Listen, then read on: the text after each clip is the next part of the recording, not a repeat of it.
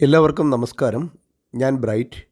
ഈ കേരളം ഓൺലൈൻ സർവീസിലേക്ക് സ്വാഗതം. Online passport അപേക്ഷകളെക്കുറിച്ചുള്ള ഏറ്റവും പുതിയ അപ്ഡേറ്റുകളും പാസ്പോർട്ട് റീഷെഡ്യൂളിനെ കുറിച്ചുമാണ് ഇന്നത്തെ ഈ ഷോർട്ട് വീഡിയോ.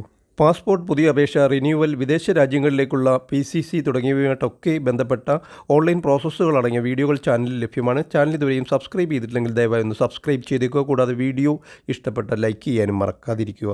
പുതിയ പാസ്പോർട്ടിനോ റിന്യൂവലിനോ PCCക്കോ ഒന്നും പാസ്പോർട്ട് സേവാ പോർട്ടൽ വഴി ഇപ്പോൾ നമുക്ക് അപേക്ഷിക്കാൻ സാധിക്കത്തില്ല. കാരണം ഷെഡ്യൂൾഡ് മെയിൻ്റനൻസ് ആക്ടിവിറ്റിയുടെ ഭാഗമായി രാജ്യവ്യാപകമായി പാസ്പോർട്ട് സേവാ പോർട്ടൽ ഇപ്പോൾ നിർത്തിവച്ചിരിക്കുകയാണ്.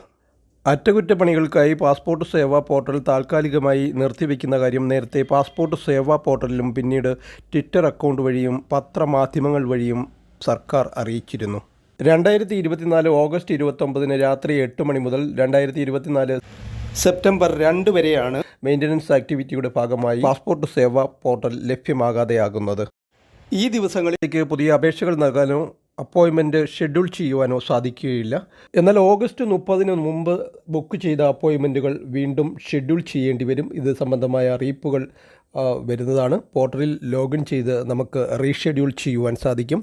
പോർട്ടൽ പ്രവർത്തനക്ഷമമാകുമ്പോൾ വീണ്ടും പണമടയ്ക്കാതെ തന്നെ നമുക്ക് റീഷെഡ്യൂൾ ചെയ്യുവാൻ സാധിക്കും. എങ്ങനെ റീഷെഡ്യൂൾ ചെയ്യാം എന്നതിൻ്റെ വിശദമായ വീഡിയോ ചാനലിൽ ലഭ്യമാണ്. ലിങ്ക് മുകളിൽ ഐ ബട്ടണിലും താഴെ ഡിസ്ക്രിപ്ഷനിലും എൻ്റെ സ്ക്രീനിലുമായിട്ടൊക്കെ കൊടുത്തിരിക്കാം. ആ വീഡിയോ ആണ് ഇവിടെ കാണിച്ചിരിക്കുന്നത്.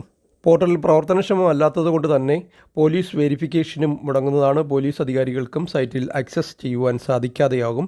നിലവിൽ അപ്പോയിൻമെൻറ്റിനായി ഡേറ്റുകൾ ലഭിക്കാൻ വളരെയധികം കാലതാമസം നേരിടുന്നുണ്ടായിരുന്നു.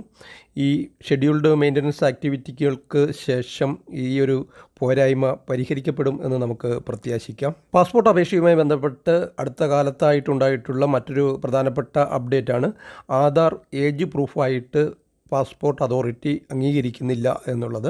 അതേസമയം അഡ്രസ് പ്രൂഫായിട്ട് ആധാർ അംഗീകരിക്കുന്നുമുണ്ട്. ഇതോടെ ഈ ഒരു വീഡിയോ ഇവിടെ പൂർണ്ണമാവുകയാണ്. വീഡിയോ ഇഷ്ടപ്പെട്ടെങ്കിൽ ലൈക്ക് ചെയ്യാനും ഷെയർ ചെയ്യാനും സബ്സ്ക്രൈബ് ചെയ്യാനും മറക്കാതിരിക്കുക. Thank you for watching video.